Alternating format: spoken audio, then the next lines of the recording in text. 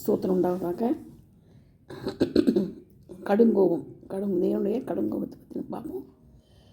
பல விதங்களில் நாம் அடிக்கப்படுகிறோம். ஏசாயா 60:10 இயேசு கிறிஸ்து அடிக்கப்பட்டார், நொறுக்கப்பட்டார். பல இடங்களில் அவர் தப்பி வைக்க முடியாமல் இருந்தது. அடிக்கிறவனாகிய நான் கர்த்தர் என்று அறிந்து கொள்வீர்கள் அவர் சொல்கிறார்.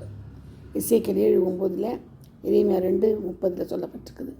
நான் உங்கள் பிள்ளைகளை அடித்தது விருதான்றார் ஒரு இடத்துல இல்லையா? எரேமியா 2:30. கடுங்கோபத்தினால் நான் என்ன பண்ணுறேன்? அடித்தேன். கடுங்கோபத்தினால் அப்படி அடிக்கிறாராம். அது மட்டும் இல்லை,